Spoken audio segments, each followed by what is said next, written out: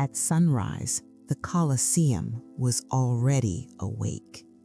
Its vast arches caught the first pale light of day, while the blood from yesterday's spectacles still clung to the stone like a lingering shadow.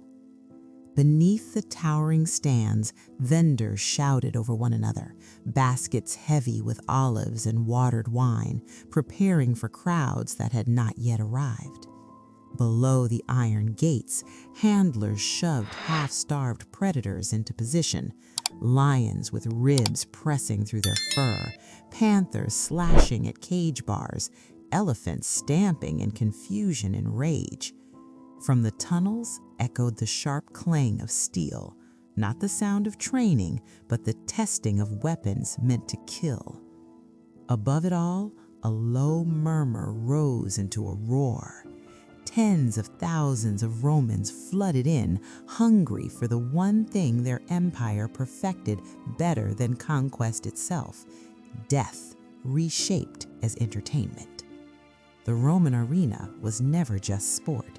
It was a laboratory of cruelty. Emperors flooded sand with seawater to stage mock naval battles, starved animals to heighten suspense, and forced prisoners to reenact myths that ended with real corpses.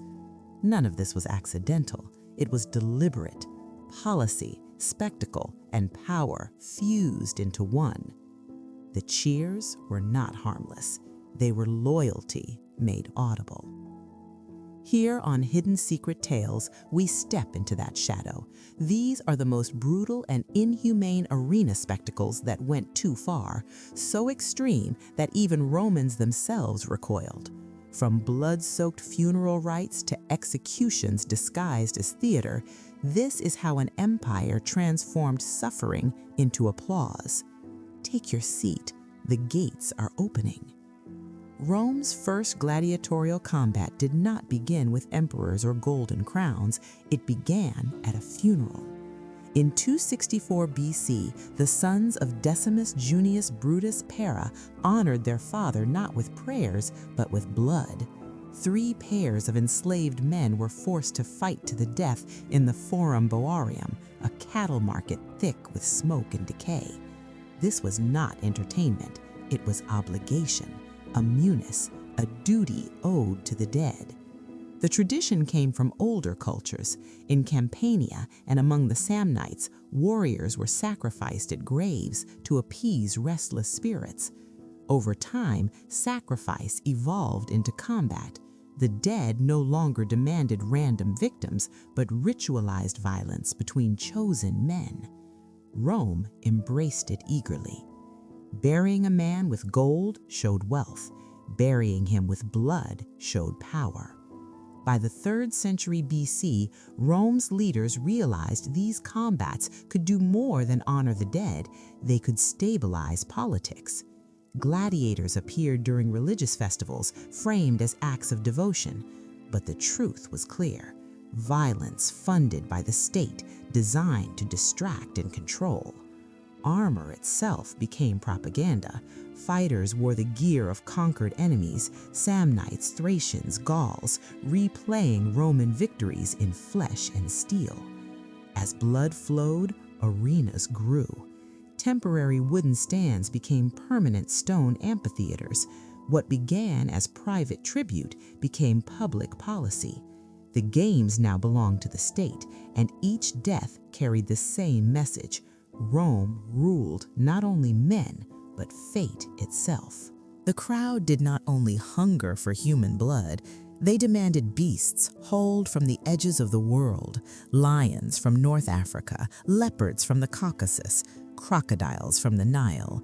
These were not marvels of nature, they were prey. Romans called these spectacles vinetones, huts.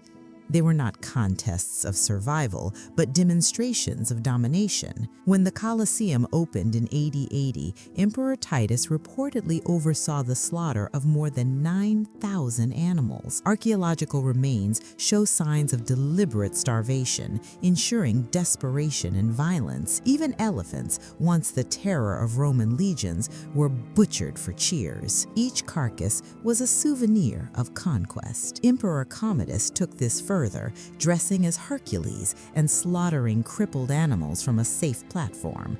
The hunts were rigged. The applause was mandatory. Behind the spectacle, extinction followed.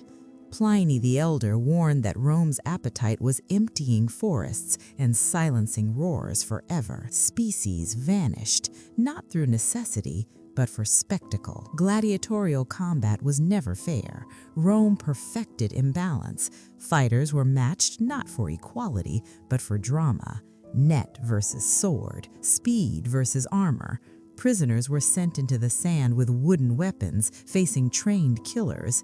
Execution masqueraded as sport. Women were not spared. Female gladiators fought for spectacle, mocked even as they bled. Helmets restricted vision, armor exhausted bodies. The arena turned protection into punishment. Every fight was calculated. The Colosseum never allowed repetition. It constantly invented new cruelties to keep the crowd shocked and obedient. By midday, the arena shifted. Combat gave way to execution. Condemned criminals, noxii, were forced into scripted deaths called damnatio ad bestias. Their crimes were announced, their punishments matched symbolically. Thieves torn apart, arsonists burned alive, traitors fed to lions. During Emperor Trajan's games, thousands of captives were slaughtered over 123 days. Myths were reenacted with real suffering. Orpheus mauled by beasts, Prometheus chained as birds tore flesh. Death became theater. Crucifixions occurred openly, victims burned in pitch-soaked tunics, the tunica molesta, screaming as living torches. Seneca warned that watching these deaths hardened the soul. His words vanished beneath applause. Rome was not content with sand. It demanded oceans. Mock naval battles, naukimachiae, were staged using real ships and real prisoners. Julius Caesar flooded massive basins. Augustus built aqueducts solely to supply them. Thousands died drowning or burning. When captives saluted Emperor Claudius with the words, "Those who are about to die salute you," history recorded resignation made ritual. The empire bent water, fire, and flesh into weapons. Executions grew more theatrical. Victims reenacted legends only to die brutally. Daedalus falling to beasts, Orpheus torn apart mid-song. Pasiphae's myth was turned into public degradation. Rome did not merely kill, it humiliated. Culture itself became a tool of terror. Some emperors lost restraint entirely. Caligula ordered spectators dragged into the arena when animals ran short. Nero staged executions as personal art. Commodus billed the treasury for his rigged performances, forcing applause at sword point. Even respected emperors like Trajan fed the machine, proving that cruelty was systemic, not personal madness. Those who ruled through spectacle often died by violence themselves. Not all Romans cheered. Philosophers warned of moral decay. Christians saw the arena as proof of corruption. Tertullian called the games seeds of cruelty. Juvenal mocked a society addicted to bread and circuses. By the late Empire, the cost became unbearable. As borders cracked and faith shifted, the arenas fell silent. By the 5th century, the Colosseum stood hollow. Today, the Colosseum still stands. Its stone invites admiration, but honesty demands memory. These arenas were not monuments to courage, but to control. They trained citizens to obey, to laugh at pain, to mistake cruelty for glory. That is the warning carved into Rome's ruins.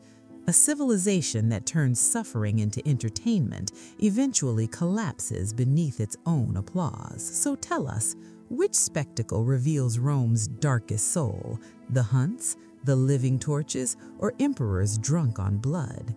Share your thoughts below. And if this journey through history's shadow stayed with you, subscribe to Hidden Secret Tales.